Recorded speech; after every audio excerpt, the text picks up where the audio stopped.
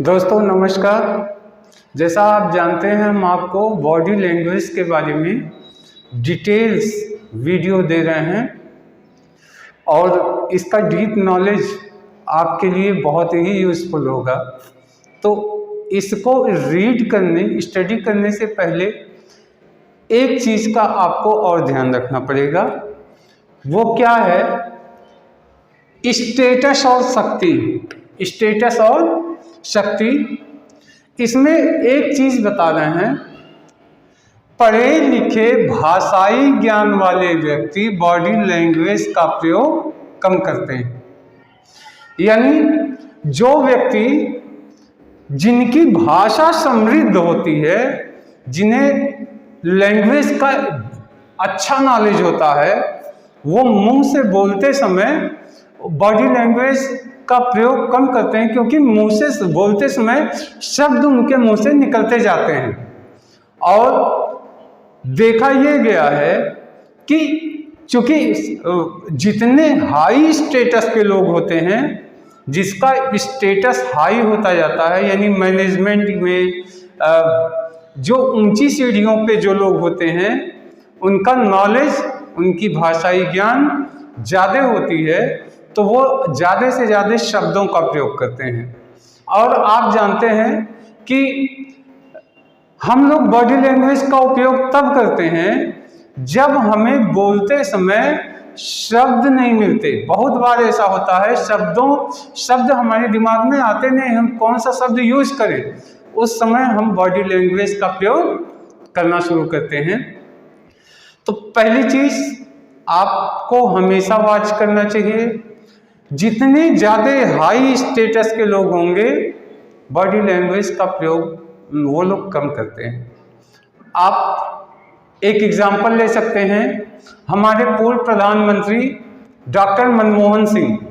माना जाता है डॉक्टर मनमोहन सिंह बहुत ही बड़े विशेषज्ञ थे, विद्वान थे। आप उनके भाषणों को आप उठा के देख लीजिए।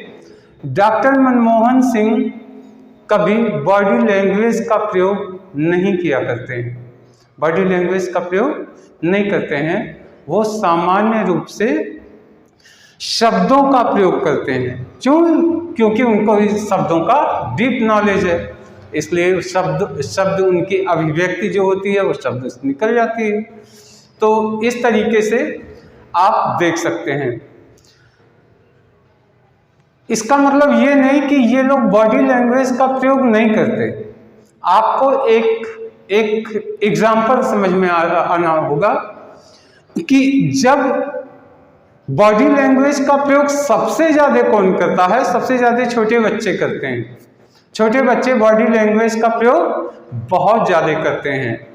और जब ये बच्चे धीरे धीरे बड़े होने लगते हैं, जब ये टीनेजर्स बनते हैं, किशोर होते हैं, तो धीरे धीरे शब्दों की समझ बढ़ने के साथ इनकी बॉडी लैंग्वेज भी थोड़ी सी परिष्कृत हो जाती है।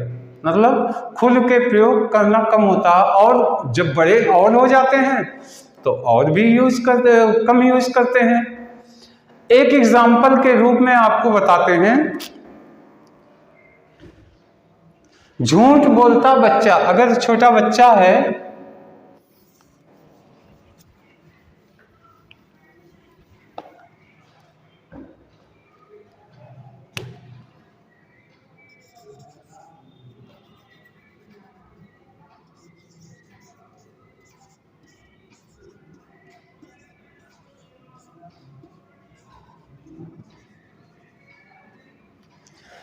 जब छोटे बच्चे झूठ बोलते हैं, आपने देखा होगा, आप अपने घरों में वॉच कीजिए, बच्चे जब कभी झूठ बोलते हैं तो वो क्या करते हैं, वो अपने ऐसे बोलते समय जब झूठ बोलते हैं तो वो ऐसे मुंह को बंद कर लेते हैं। छोटे बच्चे हमेशा खुल के अभिव्यक्ति होती है, ऐसे झूठ बोलते हैं तो ऐसे मुंह को बंद कर लिए। अक्सर बच्चे इनका खूब प्रयोग करते हैं, और मम्मी पापा भी, घर के लोग इसको देख करके, मुंह बंद करता देख करके वो जान जाते हैं कि झूठ बोल रहा है।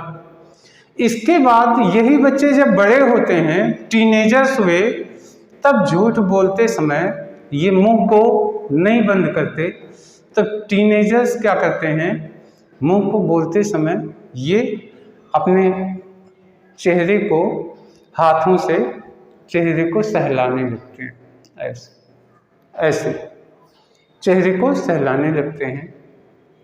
और जब यही व्यक्ति और बड़े होते हैं, उम्रदार हो जाते हैं, तो हर समय उनको ये पता होता है कि हर समय चेहरे को सहलाना एक असभ्यता होती है। फिर भी झूठ बोलते समय ये जो हैबिट बचपन से बनी है ये जाती नहीं, और झूठ बोलते समय जो बड़े लोग होते हैं उनकी हाथ नाक पे अक्सर जाती है, ऐसे ऐसे नाक पे जाती है। इसका मतलब ये हुआ कि छोटे बचपन से जो आदत बनती है तो धीरे धीरे परिष्कृत होती जाती है, बड़ी होती जाती है। अब आप इसको वॉच कर सकते हैं। अगर कोई बड़ा व्यक्ति है, आपसे बातें कर रहा है और बोलते समय, आपसे प्रॉमिस करते समय उसका हाथ ऐसे नाक पे जा रहा है, तो आप शब्दों पे ना जाके उस लैंग्वेज को वॉच करने की कोशिश करेंगे। टीनेजर्स के साथ ये होता है, जब आप बात कर रहे हैं, आगे चल के हम झूठ बोलने की और भी मुद्राओं के बारे में हम डिटेल जिक्र करेंगे, पर टीनेजर्स के साथ क्या प्रॉब्लम है, वो ऐसे ऐसे ऐसे ऐसे जब करना शुरू किए तो आप उनके हाथों को ध्यान से देखिएगा और अनुमान लगाने की कोशिश करिए, क्या ये झूठ तो नहीं बोल रहा है। बच्चों का तो आपने देखा ही। इसके अलावा आप लीडर्स को बहुत देख सकते हैं, लीडर्स को बहुत देख सकते हैं। मैंने जनसभाओं में देखा है, जनसभाओं में कई बार लीडर्स क्या करते हैं, वो आपसे ऐसे, वो माइक स्टैंड को ऐसे पकड़ लेंगे और कहेंगे, आपसे हाथ जोड़ के निवेदन है, मैं आपसे क्षमा चाहता हूँ। अगर ऐसे बोल रहे हैं तो आप समझ लीजिए कि मन में कुछ और बाहर कुछ और है। एक सभ्य लीडर, एक बॉडी लैंग्वेज का जानकार, वो व्यक्ति मैंने देखा है। मैं जो है कई बार लीडर्स के लेक्चर सुनने जाता हूँ, और लीडर्स के लेक्चर सुनते समय मैंने देखा कि लीडर्स कैसे बिहेव करते हैं और उनके मन में क्या होता है और बाहर क्या होता है। और मैंने देखा, आप लोगों से हाथ जोड़ के निवेदन है, और हाथ नहीं जोड़ेंगे, सिर्फ मुंह से बोलते हैं, आप लोगों से हाथ जोड़ के निवेदन है। लेकिन बॉडी लैंग्वेज का जो जानकार होगा, जब कहेगा आप लोगों से हाथ जोड़ के निवेदन है, तो इस तरीके से हाथ जोड़ेगा और कहेगा आप लोगों से हाथ जोड़ के निवेदन है। तो ये मुद्रा मन में चल रहे भाव, शब्द और मुद्रा दोनों का तालमेल बैठ जाता है। लेकिन अगर किसी ने कहा आपको आपसे हाथ जोड़ के निवेदन है, तो आप बिलीव मत करिएगा, क्योंकि वो हाथ नहीं जोड़ रहे हैं और हाथ जोड़ना मुझे दिखता नहीं है। आपको मैं एक एग्जांपल बताऊं। हमारे प्रधानमंत्री नरेंद्र मोदी बॉडी लैंग्वेज का जम के उपयोग करते हैं। आपने देखा होगा, जब वो चैलेंज करते हैं, जब वो दावे करते हैं, तो वो स्टैंड पे इस तरीके से थाप देते हैं, और जब दावे करते हैं तो उनका थाप ऐसे ऐसे करके होता है, ऐसे ऐसे, मैंने ये कर दिया। और ज़रूरत पड़ने पे हैंड भी जोड़ते हैं और उंगली भी दिखाते हैं, ऐसे। तो प्रधानमंत्री नरेंद्र मोदी, आप देख लीजिए, अपने लेक्चर में खुल करके बॉडी लैंग्वेज का उपयोग करते हैं। ये एक मेन रीजन है कि वो पब्लिक से कनेक्ट हो जाते हैं, पब्लिक से कनेक्ट हो जाते हैं।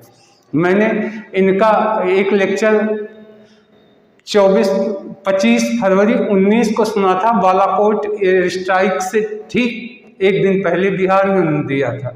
जब भाषण देना शुरू किए तो उन्होंने कहा था, मैं देख रहा हूँ जितनी आग आपके दिलों में लगी है उतनी ही आग यहाँ सीने में धधक रही है। आप वॉच कीजिए, मुंह से शब्द निकल रहे हैं और बॉडी लैंग्वेज का भी खूब जम के प्रयोग होता, और यही मेन रीजन है कि मुंह के शब्द और बॉडी लैंग्वेज दोनों का उपयोग करके जनता से बहुत तेजी से कनेक्ट हो जाते हैं। तो आज के लिए इतनी जानकारी, और नेक्स्ट वीडियो में हम इसको और बढ़ाएंगे आगे। तब तक के लिए नमस्कार।